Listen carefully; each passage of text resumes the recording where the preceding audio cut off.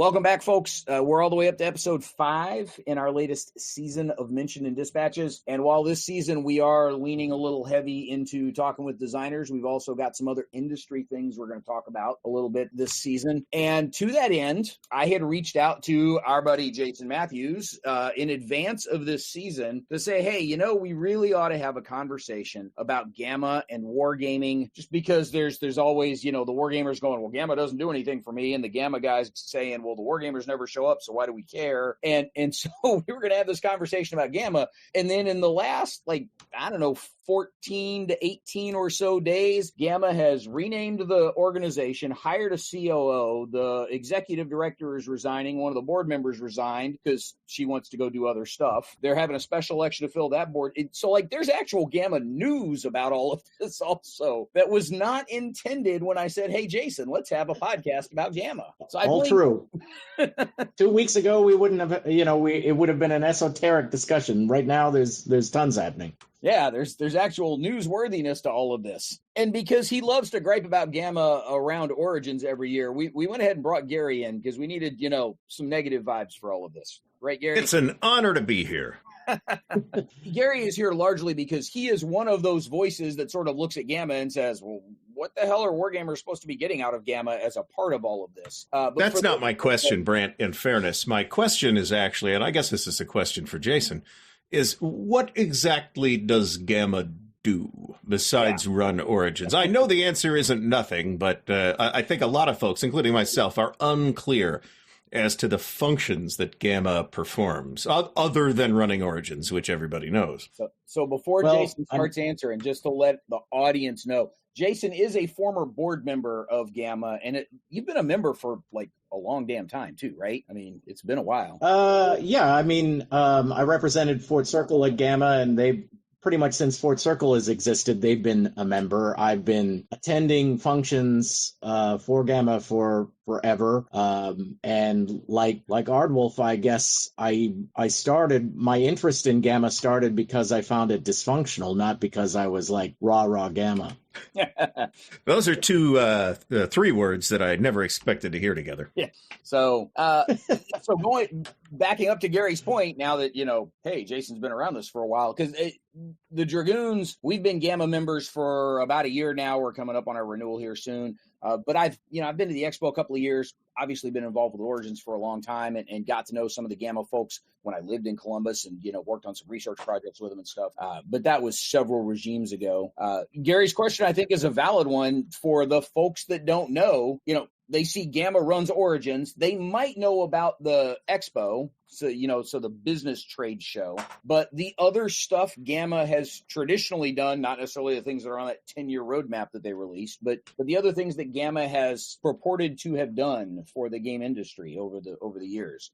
What's on that list, though, Jason? Well, before I address that directly, let me talk a little bit about GAMA history for a second, because I while those of us with a lot of gray hair kind of know it, I think most contemporary gamers won't know it at all. And the core thing to know is, of course, GAMA was built from the wargame companies, primarily from Avalon Hill and SPI, and they created it because they wanted a neutral entity to run Origins, the first game convention. GAMA was, the first Origins was run by Avalon Hill in Baltimore in 1975. That's why this was the 50th anniversary of Origins this year. In 1978, Avalon Hill and SPI created Origins, or created GAMA, rather. The other thing to know about that is back in the early days of wargaming, in sort of a Coke versus Pepsi or DC versus Marvel or whatever kind of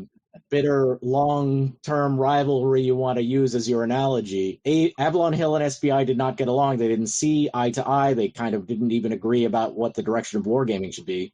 And so when they created GAMA, they very deliberately hobbled the organization as much as they possibly could to prevent it from making real decisions. And in addition, in the early days of GAMA, because they didn't trust one another, it was actually the role players who ended up running GAMA, because they didn't want Avalon Hill board members, they didn't want SPI board members, and so Chaosium and those early role-playing companies tended to be the officers. Yep. So GAMA kind of fumbled along in that way for a very long time. And over the course of time, it started taking on certain elements that made it look like a trade association. And I want to say about, 15 years ago or so, the first thing that happened, and really just as an economic matter, in order to increase the core membership, was that they included the retailers. And that, of course, added quite a few members. And for a lot of recent history, the retail division of GAMA has been the best organized, providing the most service to the membership. The other thing that happened over the course of all of this, kind of starting with bitterness around TSR's ascent and the decline of importance of the wargaming part of the hobby, a lot of wargame companies just left GAMA, and they handed it over to the role players, and they're like, we're done, we're taking our ball, going home. We're going to start our own conventions. So we had Avalon Con, which has morphed into WBC. And not only are we going to start our own conventions, we're going to start our own awards. So while the Origins Awards are wargame awards that were created by a wargame company to recognize wargames, we dropped out and created the Charles S. Roberts Awards. So I don't think any of those things have been particularly healthy. I understand why a bunch of them happened, but there is a little bit of a immaturity to some of the ways that the wargaming sector of our hobby has reacted to the organization and the fact that they weren't getting to call the shots, or however you want to characterize it. So that is a prelude to where we are now. About 6 years ago, maybe 7 or 8 now, I'd have to go back and check the date, GAMA decided that it was no longer going to just represent the game manufacturers plus the retailers. We were going to evolve into an organization that represented all sectors of the hobby. So basically, if you can make 10 cents in gaming at this stage, there is a membership group for you. So there's publishers, of course, and retailers, but also creators, which is to say designers and artists, as well as folks who run conventions and distributors and manufacturers, right? The actual factories, and us weirdo media types, and the media events, bunch of kooks over events, there, right? Yeah. So everybody's in. There's still some issues with the categories and still some things that probably should be refined in that regard. But anyway, it's that was the direction that GAMA decided to go in. And as part and parcel of that, GAMA also decided to try and step up its role as a trade association. And that has been coming in fits and starts, and it has not been perfect, but it is light years from where it used to be. At the low point of GAMA membership, when it looked like the whole organization might go under, we had a little over 800 members. Right now, there are over 1,700 members in many categories. The creators are actually the fastest growing category at the moment. And GAMA is doing several things for them. First of all, you can get your healthcare through GAMA for the first time, just like a regular traditional trade association. We are providing professional development training, both for retailers, for manufacturers, for creators. That training occurs both online in over, I think, nearly 200 seminars at GAMA Expo, and now is taking the form of white papers that people will be able to refer to from now on. In the committee that I chair in GAMA, the Education Committee, we just created a legal subcommittee comprised of lawyers who are working into intellectual property and periphery of gaming, dealing with gaming contracts and that sort of thing. And they were created to help advise members and help members deal with their legal issues. We're in the process of creating an arbitration process for GAMA members, so that when you have a contractual dispute between a creator and a publisher and a retailer, there is an arbitration process available for the GAMA membership. Like, all of this is real trade association stuff. All of this is real industry stuff, but it's a long time in coming. And I understand why anybody would ask the question, well, what does GAMA actually do? And if all you do is attend, if you're a hobbyist and all you do is attend Origins, then that's all you're going to care about or know about. But the other thing I would say is that for a trade association, the annual dues right now are $300. That's probably the cheapest trade association membership you'll ever be offered. It's beginning to be real value for almost no money at the moment. Yeah. And that $300 covers multiple people within your organization also. Exactly. They can go to Origins or Expo, and you get three badges for that. So it honestly pays for itself. I think, they're having to right now. The one crazy thing is Asmodee and my little company I created to deal with my hobby royalties. We pay the same amount of money to be in GAMA, and that will eventually have to be addressed. But in fairness, you probably have more money than Asmodee right now. Well, I don't know anything to Swedes that I have to, send $1 million checks to or something. Yeah, I would say it's probably, unless you owe, the gross national product of a small Pacific Island nation, you're probably ahead of where Asmodee is at the moment. Gary, I know, Jason could probably keep going for another couple of minutes on other stuff GAMA does. One of the ones that I remember them doing fairly early on that at first I looked at it and I went, that's weird. And then I thought, that's actually a really useful thing. If you're a business within GAMA, one of the early things they offered was they had a discount deal that they were able to negotiate with a national company that does background checks on employees, right? So when you're hiring people to work at your store or to work at your company, you could run a background check on them for way cheaper than you would just calling somebody up and saying, hey, I need a background check.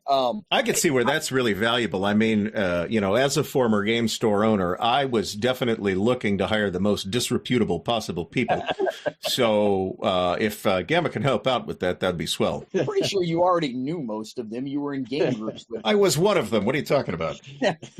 But they do a lot of that sort of thing also. There's a company that works with GAMA that provides discounts for shipping. And I guess I don't know how this skipped my mind while I was giving this iteration, but the most immediate thing that had never been done by GAMA in its history before was to provide advocacy here in Washington, D.C. with the Congress and tariffs. Of course, it has come to a shock to most nerds and geeks in our hobby that the federal government would ever notice them or affect their lives, but here they are. And we were able to bring a group of publishers and retailers to Washington. Of course, I'm all right here, so I help organize the groups here, and we went and pounded the pavement, knocked on doors, met with Democrats and Republicans, and got a lot of good feedback. And it's a muscle, of course, that the gaming industry had never had even tried to flex before. But with 1,700 members and members in every state of the union, we're actually kind of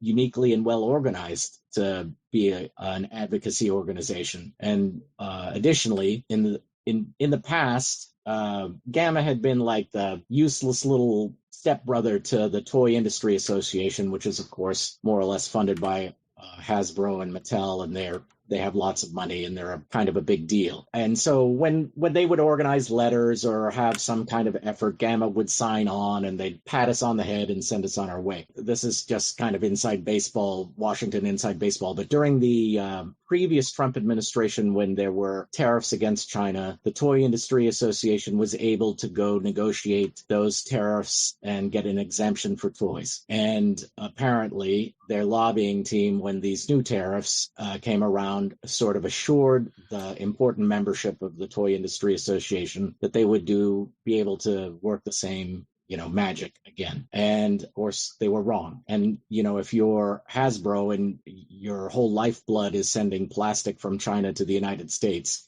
this is kind of an existential thing. And so just by coincidence, when GAMA was up here on the Hill and we were doing our work, the Toy Industry Association was having a reception on the Hill. And we went over to see them and, make nice with our colleagues. Everybody who worked there had been there for a couple of weeks, basically, because they had fired their entire lobbying team. And so the end result is that GAMA has been both active on the Hill. They've been lead plaintiffs in several lawsuits. We're also uniquely disposed when it comes to being a plaintiff for the lawsuits, because almost all of these lawsuits on tariffs have the tariffs themselves are based on a national security basis. And it's a little bit hard to argue that, the latest card game on cats and cucumbers has a national security impact. And so GAMA's been a really good kind of standard bearer for some of those suits. And as a result, toy companies are coming to GAMA and are like, well, maybe we need to be more involved in GAMA than we are TIA. So that's like it's not a bad thing. 180-degree role reversal. Yeah. So Gary, that was about a 12 or 13, maybe 14-minute soliloquy on here's what GAMA does. Does that actually answer some questions for you? Well, it's less about me because I did know some of this stuff, not all of it. But I do think that a lot of, as Jason said, hobbyists who show up at Origins or, whatever, and who may patronize certain businesses that are GAMA members are not really clear as to what GAMA is doing and what functions they perform. And it is good to hear that they have started to become more active, both politically and in terms of providing services to the membership. I would wonder what measures, if any, have been taken to mitigate the initial sort of setup of GAMA to sort of paralyze the organization by the way it's run. So one of the worst things is that they made it very difficult to change the bylaws. That is the main hobble. So now they undertook a major bylaw revision when they decided to add these new membership categories, but I wasn't a participant then. But I absolutely would have told them, well, the first thing that you should do if you're revising the bylaws is change what we have to do to amend the bylaws. That another revision of the bylaws is underway. The bylaws will have to be changed to accommodate GAMA's new membership because legally those things all have to square together. And so that's going to take some time, though legally speaking, it's probably going to be a year-long process. At the end of that, I'm sure the bylaws will change, and hopefully in that same group of proposals will be a change for making it a little easier to make adjustments and changes to how the organization itself works. That's good too. Yeah. Because I think, as the sort of hobby gaming, if we're going to call it that, main advocacy group, it would be nice to support GAMA, right? I mean, it's good to hear that they're doing things for the members. And I think these are things that in large part folks don't know about. And I think that's good. But I still see substantial opportunity for improvement. Well, but some of that's outreach too, right? Sure. How do we get the website's kind of a mess. They're working on it. Obviously they have gone out for bids for a huge contract to try and make the GAMA website a place that you want to go and a place where you'll find the information you're looking for. Right now, it's neither of those two things. And a place where you post press releases about major activities within the organization before those things are published by the hobby games press. Yeah, that would be nice. And Board Game Wire and ICV2. Right, that would be very John nice. Stacy's leaving. It would be nice that GAMA make that announcement to the public before the media outlets make that announcement to the public. Yeah. Crazy me. I think we all can recall, too, the hubbub surrounding Origins during the pandemic year when they tried to run an online event, and it completely fell apart in like the month or something like that before the event. At that time, as sort of GAMA's most widely recognized activity is running Origins, boy, that still feels like kind of a big black eye that GAMA's probably going to take some amount of time to get over. I personally agree. I think the reason for the cancellation was political and not functional, and I think several mistakes were made. I don't actually blame John Stacy or the organization itself for that. I think members of the board of directors were very politically timid in the face of criticism that they were getting from certain quarters. I can't argue with any of that, but you know more about it, whether you were involved at the time or not. You will still know more about what went on than I do. Yeah. Well, what I heard, I was like you. Again, like almost all of my GAMA experience was me rolling my eyes and being like, why can't these guys get their act together? And then when I delved into the details of that particular decision, I'm like, oh, well, I see why this happened. I think it was a mistake. I think you guys overreacted, but I get why. Yeah. So in terms of the things that GAMA has to offer a publisher, a retailer, a creator, a distributor, whoever, you went through a whole bunch of those trade show things that they do that are sort of things that allow you to improve your business, whether that's learn a better way to make some money, learn a better way to build a widget, learn a better way to run a legal contract, some political advocacy for the economic interests of the people in the trade organization, whatever it may be. You noted that historically kind of the Wargamer said, screw it, we're out of here because the RPG guys kind of took over the board and some of the execution of things. Obviously, we've been fighting to try and get the Wargamers back to something like Origins or the Expo to put Wargaming a little better back into into the hobby consciousness of, hey, we're here and we're trying to be a part of the greater hobby. We want to bring people into our corner of it. We've got ideas that maybe y'all can run with a little bit. And there still seems to be some significant resistance on the part of the Wargamers to even show up and engage. And as a result of that, like and we've said this in some of our Origins AARs, it's one thing for the Wargamers to say, screw GAMA, they don't care about the Wargamers anyway. But if the Wargamers don't even show up, they make it very easy for GAMA to not care about them, right? I mean, it's why would GAMA give a shit about people that aren't in the building? And it's to the point where, and Jason can vouch for this a little bit from having seen it at Expo the last couple of years, like it's weird that I am one of the standard bearers of Wargaming in the building at the time. Like I shouldn't be, right? I'm a relatively small media outlet that runs a small convention and then a bunch of Wargame events at Origins. And somehow, like, I'm the dude that a bunch of people look at and go, well, what about the Wargamers? Like, I know, I mean, I can go call some people, but I don't, somehow I'm the Lorax of Wargaming. I don't know how that happened. I shouldn't be. There's no reason I should be, but like, I'm the dude that shows up. Jason, how do we get other people show up so I don't have to be this anymore?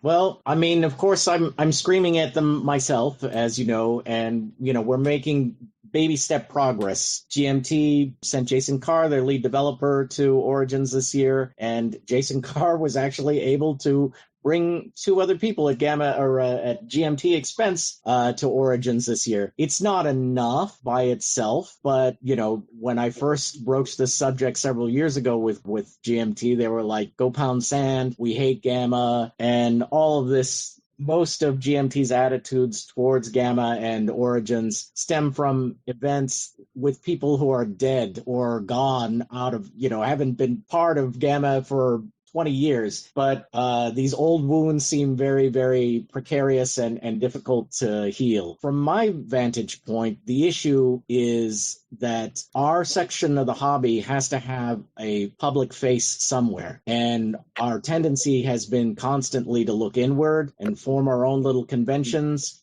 which is not the right approach in the long run for the health of the companies involved, for the health of our hobby. And in addition, we're doing some extraordinarily neat stuff. As far as I'm concerned, most of the innovation in the gaming hobby right now is in our weird little corner of it. And it's a shame that we are not highlighting it to the broader gaming community, because I'm very confident we'd be winning converts with it. Yeah. And look, this is something that I've joked about over the years too, is that GMT was doing P500 crowdfunding when Kickstarter's founders were in middle school. Like, this is not like the Wargamers have innovated for a long time and have led the way for quite a while. And I think there's definitely a lack of historical awareness and knowledge of this amongst the broader GAMA membership, but at times it feels like even among the GAMA leadership, which gets to be kind of frustrating. Well, it is annoying. While I was on the board, I had a fellow board member who I won't state their name, but a fellow board member who was like ridiculing wargame graphics with kind of a hackneyed understanding of what those were and what those look like. And in my head, I'm like, I've seen your games; they're not too impressive either, but I didn't get into it. And in the interim, Red Dust Rebellion was nominated for a Graphical Presentation Award at the Origins Awards this year. Things are changing, and sometimes we're getting recognition, honestly, but it's not going to come without any participation for the major wargaming companies in the United States. We can't expect very much if GMT is not at the table, Compass isn't at the table, Worthington is not at the table. Like I heard recently that Columbia Games is coming back, which is nice because I always like those guys. You're welcome.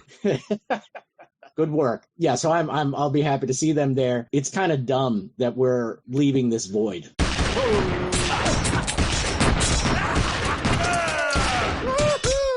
I think at least all three of us can probably agree on the point that regardless of, whatever things GAMA has done possibly incorrectly in the past, and whatever mixed messaging they may be sending now, it is not 1985 anymore, and we have to work within the hobby space and hobby industry and hobby economy that we have in 2025. And I think GAMA needs to be a big part of that, and disengagement from that, from the larger ecosystem in which we as wargamers are participants, whether we would like to acknowledge it or not, is a bad strategy.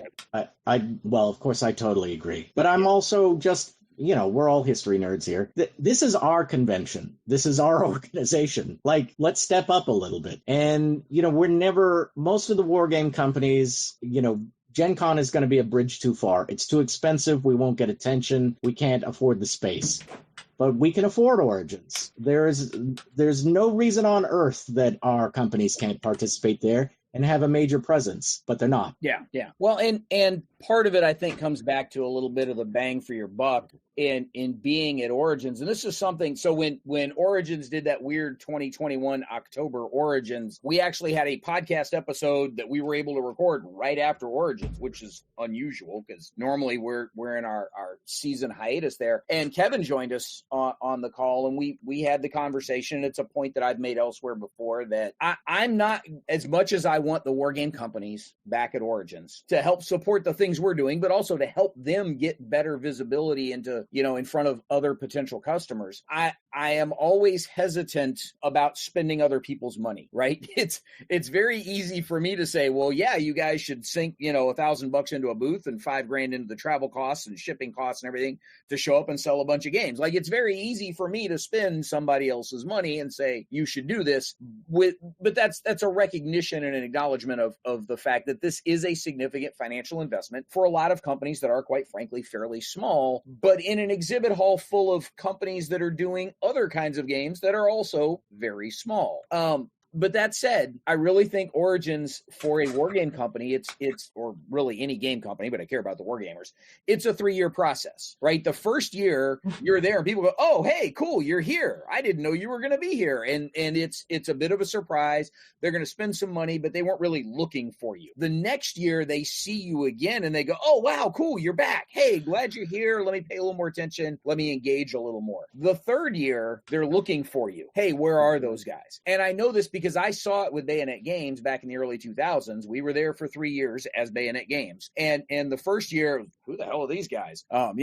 We were across the aisle from MMP, who were giving us death stares the entire time. Like, who the fuck are these guys? What are they doing here selling Wargaming? This is our convention. And I'm like, guys, I love your games. Quit being mad at me. It was the weirdest thing. The next year, like, folks were walking by, oh, cool, you're back. What do you got that's new? And then the third year, they were like, oh, there you are. Now I know where to find you. Like, they were looking for us. And then the fourth year, we didn't have a booth. We didn't have anything new to put out at that point. And so, again, one of the reasons I am very hesitant about spending other people's money to show up for Origins is, like, I know what it takes to do that, and I wasn't very good at it. So I don't want to, necessarily tell everybody else you should jump in and do this. But the reality is it is a 3-year process, but in those 3 years, you're going to establish yourself as a presence at a significant industry event where you've got exposure to a wide variety of customers that goes way beyond what you're going to get in any of those little wargaming cul-de-sac conventions. That, look, we love a lot of those conventions because you can go and you can actually play a whole bunch of games. As we're recording this fall assembly, or just one, yeah, or just one big one, right? Yeah. for Winterfest. Like Fall Assembly's coming up. I'm going to actually get to play some games this weekend. Buckeye Game Fest, like I'll GM a couple of things, but I actually get to play games at Buckeye Game Fest. Origins, I don't get to play shit, right? Unless I'm GMing something that an odd number of people register for. Like I never play a damn game at Origins because I'm too busy, running stuff there. And so those small conventions are great, but the big conventions are where you can actually make some money and get some exposure and get your name out and grow your audience. And that's a place where I would love to see folks engage more. And I think that could be a positive touch point towards better engagement with GAMA overall for the wargamers. That's my 2 cents. I don't know what you think. I couldn't agree more. And of course, I also agree sort of with your outlook that, you can't expect miracles just because you attend once, and that you need to build your presence. And that, I think, to be honest, having worked as a lobbyist inside a trade association and been on the other side of a trade association as a member, the same is true of your engagement with any organization. Like if you want GAMA to work for you, you have to engage and not engage once in a blue moon and make a demand and wonder why that's not happening. It has to be kind of consistent and ongoing. In addition, a company like GMT, which is putting out as many titles a year as they do, there's absolutely no reason that, they probably have a release the same month of every Origins, or have had a release the same month as every Origins. They could always have been scheduling those releases alongside Origins to generate buzz, generate excitement amongst their fan base. And you and I both know Buckeye Game Fest is crawling with wargamers. They used to all be at Origins. They aren't anymore. But I suspect if GMT and Compass and Columbia were there, they'd all be there. So I don't know. But yes, I think your prescription is correct. I just want to point out that if the people who are selling D&D branded tea and coffee at Origins can, succeed and come back year after year, then I strongly suspect a company like GMT or Compass or Multiman or Worthington or Columbia might, in fact, be successful. But also, participation in Origins, as we've seen, and as Brant has been pulling his hair out for the last several years trying to get this organized, participation by publishers in Origins is not necessarily, and probably shouldn't be, limited to just having a booth in the vendor hall, right? Precisely. Run demos, right? I think we've had, we in the sense of Brant and the rest of the people running events for the Dragoons, have had I think a great deal of success running GMT stuff in particular at Origins, and some other companies too. I mean, this past year we had Columbia Games title on the table, which I ran and I thought went really well. And there were a lot of other publishers that got representation there too, usually with minimal support from the publishers. GMT not being in that category in this case, because they did send Jason out, and Jason did a lot, and Jason's people did a lot. So it's great to see that, but it come back to Origins doesn't necessarily mean you got to buy a booth. That's right. I mean, you should take baby steps. You should get ready. You should see what the convention is, what would be required. There's no point in wasting money. And in that sense, I endorse the approach that GMT is taking now, which is, all right, we'll send Jason out, we'll have him feel it out, we'll grow it a little bit, we'll run some demos. But right now, the Dragoons and you guys are the best salesmen that the one wargame store at Origins has. Whatever you guys are demoing sells out. That seems weird, but okay, sure.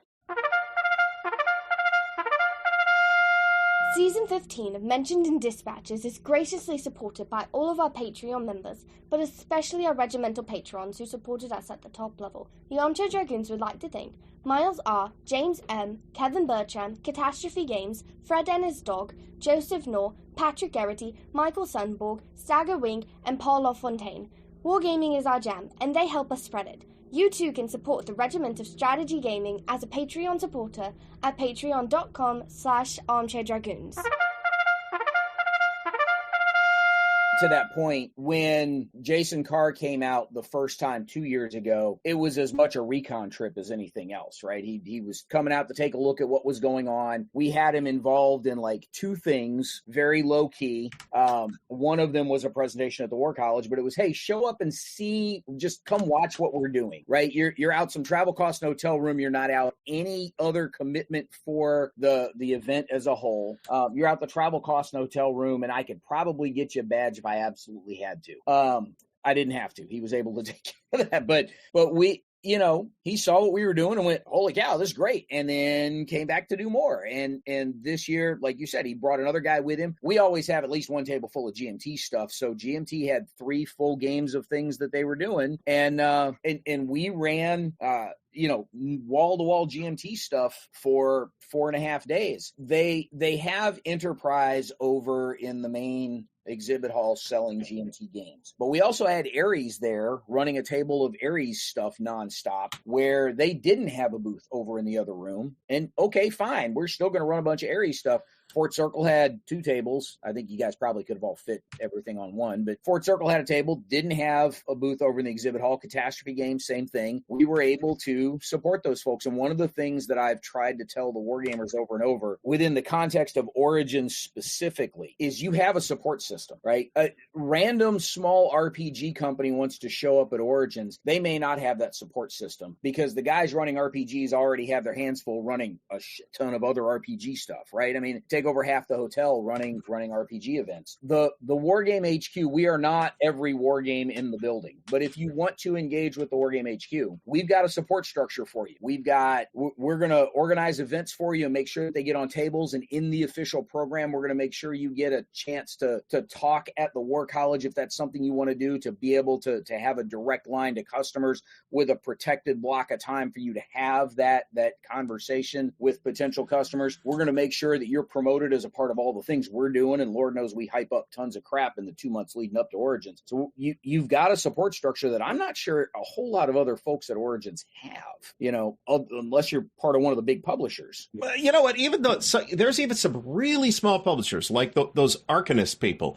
It's an RPG. I know nothing about it, and they have had a huge footprint at Origins for years. And that is now we lost Brant. I had a tab crash. That's why I bailed for a second. Well, thank you. Thanks, Google. You're always you're setting trends always. So. Yeah, no kidding. Well, yeah, no, there he is. Yeah, that was fun. That'll be an edit point. It's not my internet. That's posing it up. My computer is, but the internet's fine over here. No, that wasn't an internet issue. That was my computer tab crash issue. I just that when I dumped, that was the same thing. Actually, just Chrome took a dump. I may just leave that in there and just put some funny sound effects behind it all. I should just start using Firefox or something. I don't know. Trying to save bandwidth is one of the reasons I got the camera off here, but I'm on fiber now. I don't need to save bandwidth. I should turn my camera to 4K actually.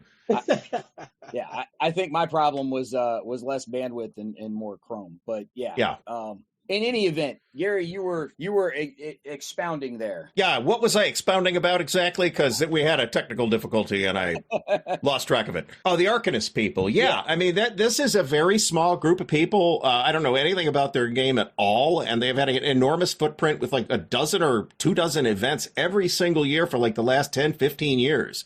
So if those people can, I have never seen that stuff sold in the dealer's room. Although Studio 2 may actually carry it. I believe that's the case now, but they've never like had their own booth or anything like that.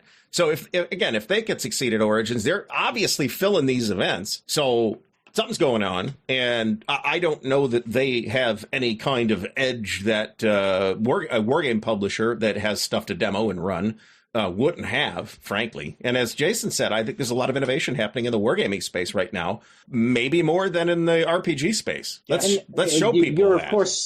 You're of course 100% right. I mean, I walk by booths all the time from companies that are selling a fraction of what GMT and Compass do every year. So now let's And Don gets cleaned out every year. Yeah, that booth is stripped, buck naked by the end of Origins. I help them. Gary and I help unpack their van for them every year because Don and Lynn are a little older and don't need to be schlepping that stuff around in 90-degree heat. But then I help them load the van back up because Gary's always out of town by then. I help them load the van back up at the end of it all. Don't think that's an accident. Less stuff than we unload. I know you do. Last Origins, I made the mistake of trying to buy my stuff on Sunday, and I went back and I'm like, do you have no. Like they'd sold out of almost everything I was trying to grab. I bought something anyway just because, but I'm like, this is why I buy everything before the dealer's room even opens on Thursday.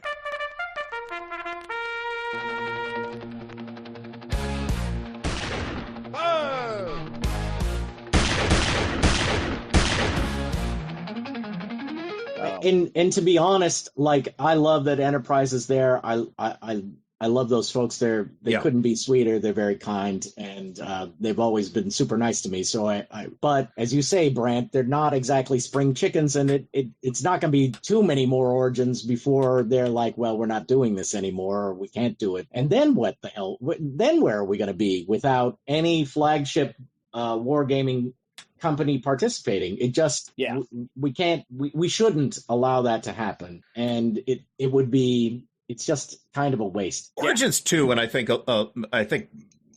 maybe all the wargame publishers have maybe lost track of this, is I think like the premier sort of omni-gaming, if you will, event of the year. I mean, Gen Con is as much a media event nowadays as it is anything else. It's and it the is San Diego always Comic-Con of gaming. Yeah, and it's always had a dominant role-playing presence. And Origins has a ton of role-playing, but we also have kind of a lot of war games. There's hundreds of people playing war games at Origins every year. I see them. I smell some of them. They are there. Yeah, exactly. And lots of war game adjacent stuff, and lots of people who could be enticed into a war game without any real arm wringing. Or tricked into a war game where they don't realize what they're doing. Yeah.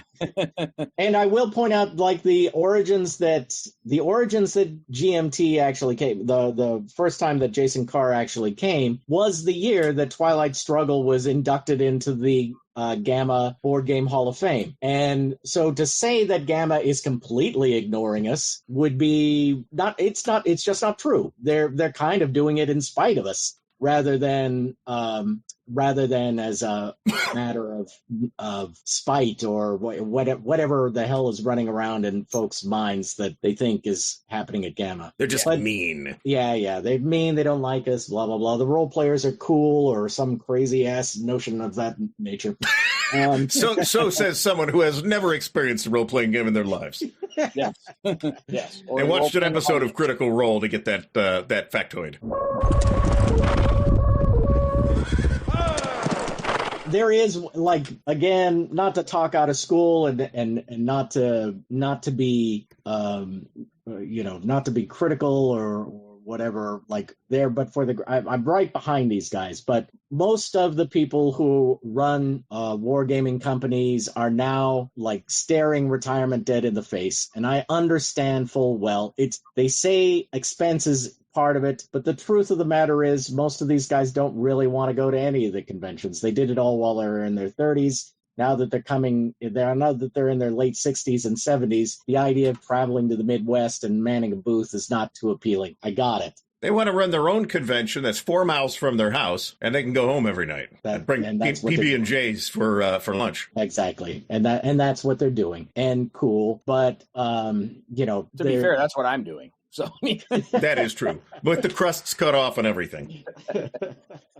But there are workarounds, and as you pointed out, Brent, there is, for the wargaming community in particular, the Dragoons are providing such an enormous service, and even a small publisher can plug in a way that with a force multiplier that they couldn't do, on their own. And not only that, all of us of goodwill would help them figure it out.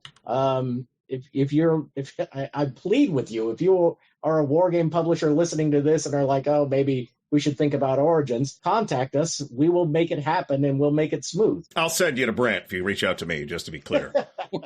Which is fine because you kind of need to anyway, since I'm the guy that puts the schedule together. Right. You're the guy doing almost all the work. But you and McKenna, actually. I think McKenna's pulling about 60% of the work at this point at the actual convention. Yeah, at the actual convention, McKenna's the one running the show. Jason, your point is absolutely valid. I would expand on it slightly with this is in that if you're a gamer interested in some wargaming and the opportunity to try lots of different stuff, it is a great convention to come to, because again, like we had 200 wargaming events in our area last year, that was 2 years ago. We keep going up and up in the number of events, and that doesn't count War College stuff. We are increasing our footprint again this coming year. We may not be in one giant block. We may actually have to separate into two islands with an aisle through the middle, because we're going to be taking up that much space. And we're still adding additional folks that are interested in participating with us. So if you're a game player or war game player interested in an opportunity to play and try a lot of different stuff, it's a great place to do that, again, with a good crowd, and come try it once. And like, if you decide it's not for you, if you decide that's just too big of a convention for you and you just don't need to be around that many people, like, I get it. I totally understand. You go back to your smaller game conventions and fair play to you, but give it a try. Don't just immediately say no because, that's not for me. Well, you don't know because you haven't been there. But if you are one of the players who does come, or you do, you are thinking about coming, contact those publishers. Hey, are you coming? Are you getting involved in the Wargame HQ? Are you getting involved in the program that Dragoons are putting on? Or are you showing up at all? Like, are you going to have anyone there? Come on, come take a look, come see what we because if you show up and you like it, okay, cool. Like, I'll still buy you a beer and let's hang out and chat afterwards, and tell me what it is you didn't like or didn't think was going to work for you, just so that I'm better informed on it all. But if you come out and you see you like it, let's get engaged, let's get involved. I'm also going to point out that as a lot of people have observed, it is a big Origins is a big convention, right? I think they pulled something like 19,000 people this past year, but it tends to feel like a smaller convention than it is, a much smaller convention to a lot of people. Now, if you're just wandering around the dealer's room for 4 days, then maybe that isn't the experience you're going to have. But if you actually go and sit down with people and play games and talk to people and engage with the different things that are available at Origins, which is basically any kind of game with the possible exception of video games, you're going to probably talk to the same people a lot, right? I mean, my Columbus Wargaming group was pretty much people I met at Origins. Yeah.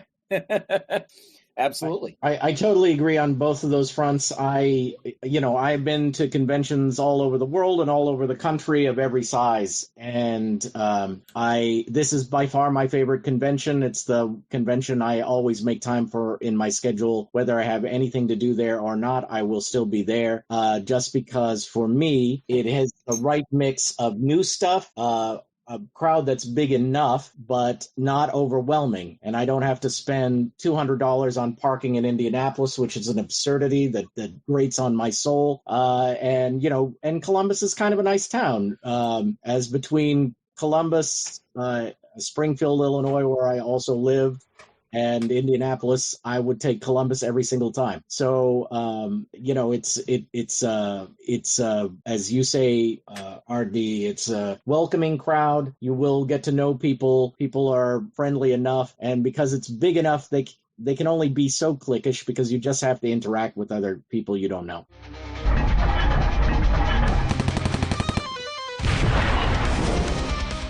I do want to, while we've still got a couple minutes left, shift away from Origins slightly, because again, that's the primary public-facing window through which many people see GAMA. Right. But for wargame companies and publishers and designers, developers, artists, whatever, GAMA Expo probably has something to offer these folks as well. And Gary, I know this is the part where your eyes are going to kind of glaze over and you go back to playing solitaire or whatever.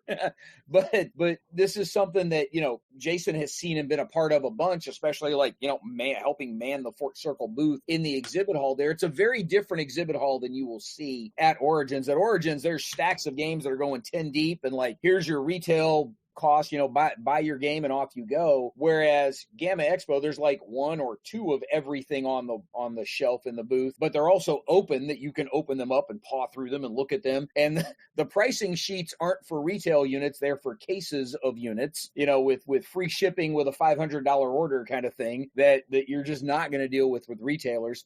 Booths have couches in them, so you can sit down and have a conversation with the publisher, which kind of blew my mind the first time I saw it at Expo. I was like, what the hell do they need a couch in the booth for? And then I realized, that's why. That makes sense. That one I don't even remember who this is. The one booth at Origins has sofas, which is friggin' brilliant. Yeah, there's a couple of them, but not like you have at Expo. So Jason, if I'm a war game publisher, again, I still ascribe to my 3-year rule of the first year people, you're a novelty. The second year people are happy to see you again, but not necessarily expecting it. And by the third year, they're expecting you to be there. But what are the kinds of things that publishers may see or be able to take advantage of? It's something like Expo. And then what may be some of those pitfalls? Because I don't want us to just come across like a Gamma infomercial here, but I do think there are some positives for folks. Nobody else is doing it for them. We might as well. Well, there's that. but you see it from the publisher's side, like you've been on that side of the table. What does Expo do for you as a publisher? So Expo is, of course, a trade show. It's not a game fair. It's not a convention aimed at the public. It is a way the primary nexus of it is publishers showing their upcoming games or existing line to retailers so that retailers can, you can try and help entice retailers to carry your games. That involves, of course, a showroom where all of the vendors of various products, but primarily game publishers and dice folks and that sort of thing, have their wares out and sell sheets and provide usually some discount to publisher or to retailers who will order rather at the show. And but it also, if you're a publisher, it's the one place where you can actually physically find distributors so that you can talk to them about carrying your wares and distributing them. And not only will you find American distributors, which is difficult enough, you will also be able to make the distributors from England and Australia and France and Germany. Not this last Expo, but the year before, Fort Circle found an English distributor for Votes for Women and Shores of Tripoli. That was, a multi, probably a $20,000 connection that we would never have made had we not been at Expo, because we wouldn't even know where to find these damn people. On top of all of that, the buyers from Barnes & Noble, the buyers from Target are also roaming the halls looking for their picks for Christmas and talking to publishers about, what could we do to get your game in our stores. And a lot of this isn't necessarily a war game company's dream anymore, but for a lot of publishers, that would be an enormous and important conversation that, again, they really have a hard time doing on their own by sending an email into some sort of corporate void. That's actually a good question to ask. What kind of international representation does the GAMA membership and leadership have? Is it overwhelmingly U.S.-centered? Sounds like maybe it isn't. It is. The GAMA leadership is, it's overwhelmingly U.S.-centered in the sense that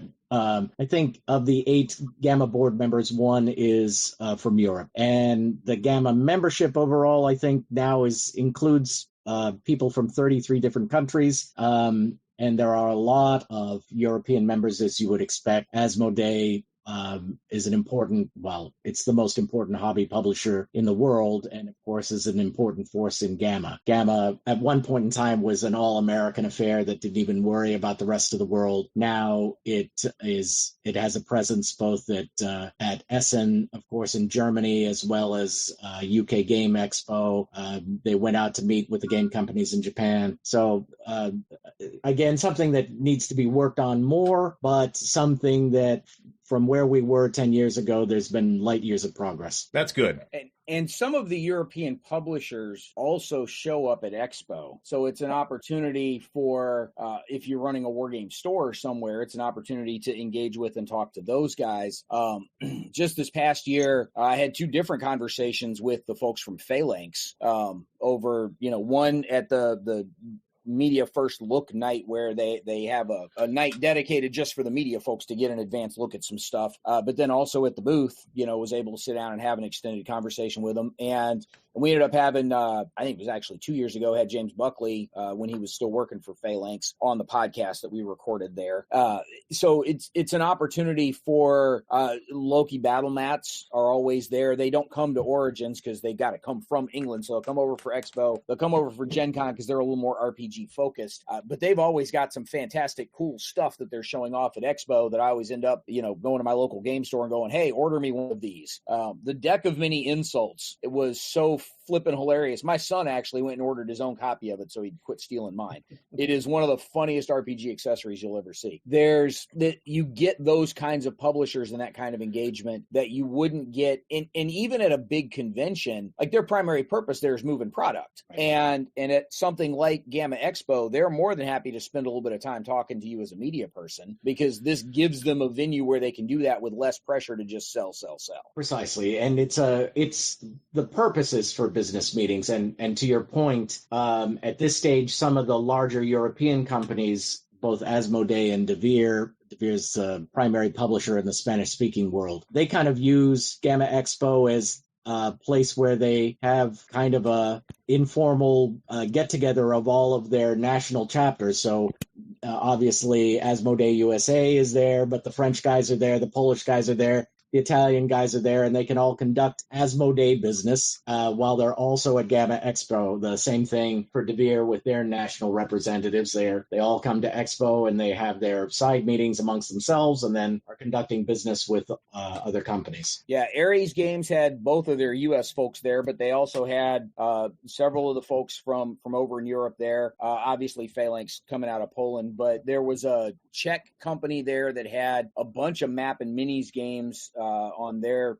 exhibit table that all look pretty cool. The Warlord Games crowd, so again, minis wargaming, but still wargaming, were there, and not just the U.S. reps, but they brought the guys over from England as well that actually run the company. They were there also. So there are some of those folks in the building that it's not just U.S. publishers. It's and it's the bigger U.S. publishers, but it's not just the U.S. publishers. For sure. And I should say also at Expo, we, one other thing that you can do if you're a U.S. publisher is find your foreign partner for localization. Like if you're a company like Fort Circle, we're not really interested in publishing in Germany per se, maybe someday, but not now. It's too much of a hassle. But we will partner with a German company to make Votes for Women or whatever the hell available in Germany. And we're able to meet those people at Expo without flying to Essen, which is another, kind of Gen Con cattle call, but this time, halfway across the world. So it's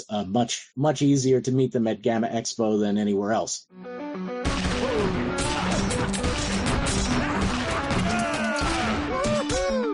I should say that GAMA Expo in 2026 will be in Louisville, Kentucky for the last time. The convention grew so rapidly and has provided such a necessary service for the hobby. It's already needed to move venue again. And so it will be coming to Baltimore, where they have a much larger convention center. And, without some small irony, it's where the hobby began. At a convention in Baltimore. And a whole bunch of wargame publishers are right down in that area, too. How about that?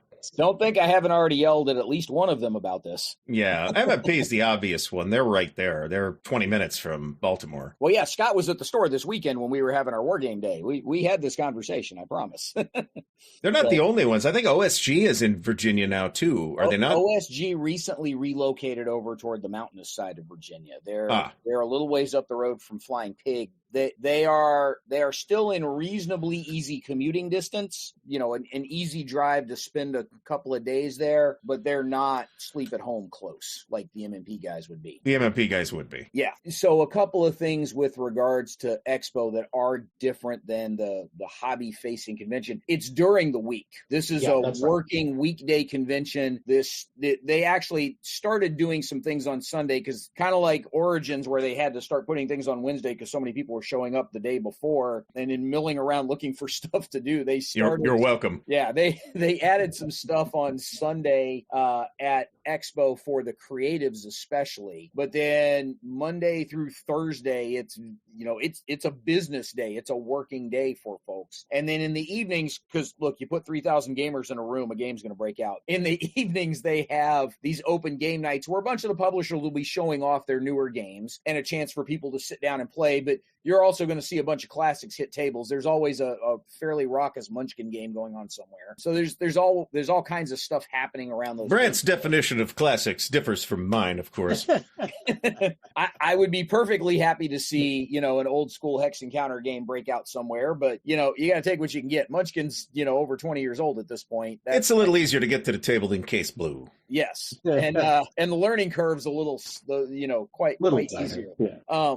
The other thing that you hadn't mentioned at all in terms of Expo, though, for the businesses, like there's a lot of those professional development sessions that are happening there as well, where you can go just learn how to run your business better, learn how to, cut better contracts with your artists, or, better crowdfunding promotion strategies or whatever. I mean, there's all kinds of stuff that you can learn while you are at Expo in those different professional development sessions. I found a couple of them to be really helpful. I found one or two to be comically basic, and it sort of it to be honest, like, perhaps teach people this stuff. But I can think of several wargaming companies who could use a very basic tutorial on marketing. Well, yeah, or spelling, in some cases. Customer service. We could go on and on. Yes. But yeah, it's embarrassing I didn't mention that, because I chair the education committee, which is responsible for all that programming. But I wasn't going to call you out on it. I was just trying to hype it up a little there. The thing that we've been trying to institute is more quality control, so that we get better feedback about the seminars and who is presenting and who presents well. And in addition, last year, for the first time, we basically were able to archive all of the presentations, so that when the new website rolls out, they'll be available for people to review at all times. And, you're just like, hey, how do I write a gaming contract better? Or what personnel policies do I need to be aware of when I open my new game store? Whatever, all of those things. But I have also, I have also gotten amazing feedback from professionals in other areas who attend other trade shows in other capacities, and are like, some of this programming is really top notch. And so this is stuff that we're providing for free. There is a track for every single GAMA group. So whether you're a game designer or a game publisher or a retailer or in the media or running conventions, there will be a track of programming specifically for your group. And so not only can you be wheeling and dealing, you can also be improving your professional development. Yeah, and you can go to any of those different presentations. Yeah. With the one limited exception of the publisher premier presentations, which are the ones the publishers pay to have that room to be able to do stuff. Those are for publishers to talk to retailers, and the rest of y'all fuck off, right? I mean, it's like the media guys are not allowed in there. It's considered fairly gauche for another publisher to sit in on your publisher presentation. It's basically, everybody else go away. This is publishers talking to stores. I pulled it up because I went and looked. I know I had a picture of the listing in the guide in one of my articles. My favorite session title of all time was from Reno a couple of years ago, and it was Game Publishing Project Management for Aloof Visionaries and the Easily Sidetracked. That is my favorite presentation title of all time right there. That's a bit of a mouthful, but I would say well targeted. Yes. And it was Jeff Tidball, who's a great dude, used to be on the GAMA board years ago, now runs Left Justified Studios up in Minneapolis, had worked for Atlas Games for a long time, worked for a bunch of other folks. Really friendly dude. Look, I do my day job is project management, right? I mean, I joke that my day job is calendar Tetris. It's just, other people get to move the pieces also, but it's not wrong. But it was interesting to see, this is game publishing project management, how much overlap there was between the stuff that Jeff is, trying to teach folks and what I do in my day job. And it was amazing to see how much overlap there was. And it's like, project management's project management, but if you don't know anything about it, it's good to have a primer. And that's exactly what Jeff provided folks. And so, there's a couple of war game companies that could use it. A ton. And it's not just for war gamers. It's not fair to pick on the war gamers. It's everybody, right? Gaming is run by small businesses almost universally. If you've got 5 employees, you're a big damn company in our universe, and that doesn't matter whether you're a role player or a war gamer or even some of the small CCGs. It's the same story, and most people who get into it are into it because they were hobbyists first, and then they had some money and they decided to burn it by opening a gaming business. Yes. And GAMA's job is to help them burn it a little more slowly by being competent at operating a business. Go!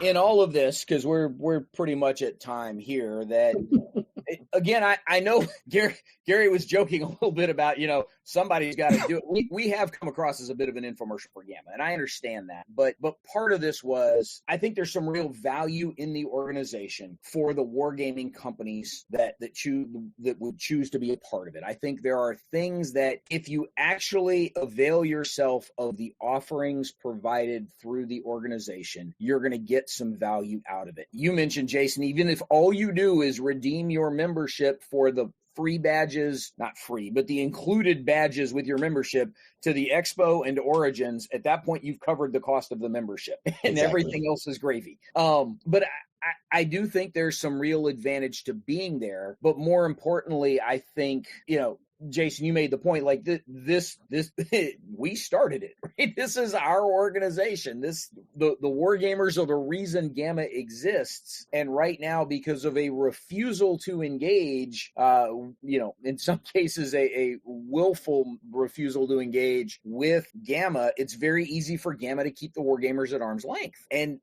I find that frustrating to no end, but I think there's tremendous potential to increase your customer base, to increase your market share, to increase your overall visibility such that you could end up getting some better pitches. You could end up meeting some better artists and better writers and rulebook writers and project managers. Find a new publisher printing press, manufacturing facility that may be able to have some advantages for you for speed to market or overall cost or quality or whatever. You do those things through engaging with the rest of the trade industry. And I think that's kind of where you do that. I will point out that as much as I certainly, and maybe Brant, have made fun of GAMA in the past, we kind of view GAMA as our crazy Uncle Larry. We still love him.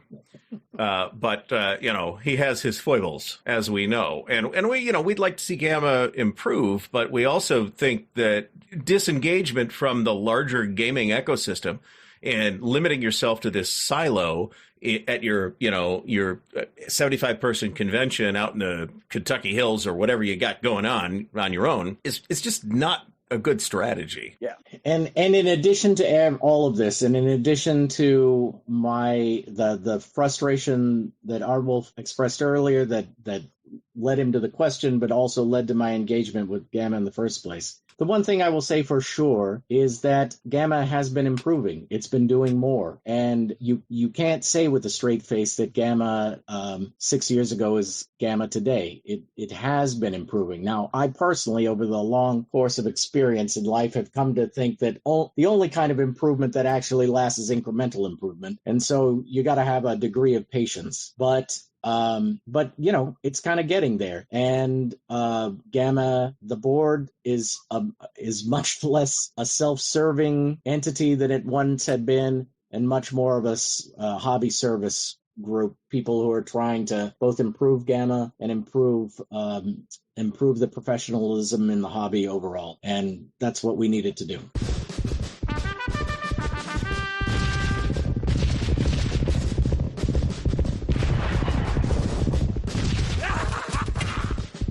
I do want to just really quickly rewind slightly to Origins in this one quick note. The Wargame HQ put 600 butts in seats for games this past year. That's 600 players sitting at tables. Some of that, the same dude played in 5 different games. Yeah, we're counting that person 5 times, but 600 butts in seats pushing counters or figures around just in the Wargame HQ. Find me another Wargame convention in the U.S. with 200 events on the schedule and 600 butts in seats over the course of 4.5 days. And that's just the Dragoons. That's just the Dragoons. Right. There's a decent, I mean, you go down to the boardroom and there's not a million war games down there, but you'll find half a dozen. None. Yeah. And the diplomacy guys are there. They're running all weekend. There are a ton of those. There are miniatures guys, and they're an increasing presence again. The historical miniatures guys. And so, if you took all that out of Origins and put it in another convention, it would be a pretty robust, middle-sized convention on its own. Yeah, it'd be Historicon with more board games. Right, exactly. which is kind of what's starting to happen to Historicon, actually, now that they've started to bring some board gamers back. But the point is, like, I don't know what the full attendance numbers are for something like Compass Expo or CSW, or, I mean, Winterfest is like 40 dudes. Buckeye Game Fest brings in around 400 or so, but in the War Room, we reliably have about 45 or 50 people playing there over the course of, Wednesday through Saturday. Concept Expo is usually about 300 people. Yeah. So that's 300 people over the course of like 8 days, because they do run longer than Origins does. So CSW Expo might be the only place where you're going to get a higher concentration of wargamers putting butts in seats for a large number of events. And maybe. But I totally agree. Well, WBC is big. Yeah, we're bigger than SD Hist. It's way bigger than SD Hist. Oh, yeah. Way bigger. Yeah, it's way bigger than either. And the lighting's better. Yeah. Yeah. It's bigger than Compass Expo, and you're less likely to get COVID from Gary. Compass Expo has, I think, I could be wrong on this, but I'm pretty sure Compass Expo has never drawn more than 200 people. Yeah. And that might be a very optimistic estimate. I think it's 100, 125 is more typical from the ones I've been to. Yeah, and again, this is not in any way to say that that's not cool. Like 150 people playing war games for a long weekend, that is awesome. It's awesome. We need that to happen more throughout the country. Sure. That's great. Love it. If you're a war game company or a publisher looking for a target-rich environment, I got one for you, man. All you do is show up. Just be there. Jason's there. Gary's there, but he's not going to GM with us next year. I'm there. I've been there. Board Circle is there. Like, hell, we're a tiny little company, and we're there, so what? Yeah. And it is a chance to meet and sit down with those kinds of, because again, Jason mentioned he's there and Kevin's there. Tim's running around. Alex Knight's been running around. We've had Tori show up a couple of times. We've got this year, Doc brought in Joe Youst, part of the Decision Games crew. That was awesome. So Drew Worley's doing playtest sessions at Hellraisers of Kanawha County in our space. The guys from Song for War have been with us for like the last 4 or 5 years. So we've got the designers sitting at the tables. I mean, we had Herman Lutman running the games of Plum Island Horror this past year. So you're sitting down with the designers getting a chance to play and talk about these things. So it's not just that we've got publishers showing up to do stuff. If you're a game player, it's a chance to sit down with the designer, with the publisher. We had David Thompson teaching Battle of Britain 2 years ago, and he was teaching something else this past year. But he's teaching his own designs the whole time. So David, to be fair, probably sends 2 or 3 of his various clones or Android replicas to run those events for him. So it's really the only thing that makes any damn sense. I don't know how that man is the so productive. energy of that guy, I don't know. I just don't get it. And he's one of the nicest dudes on the planet. But yeah, we get all these dudes show up and do stuff. So and this year we have Ron Heilman. I never met Herman Lutman before. He was at Origins this last year. I was super happy to make his acquaintance. Really nice guy also.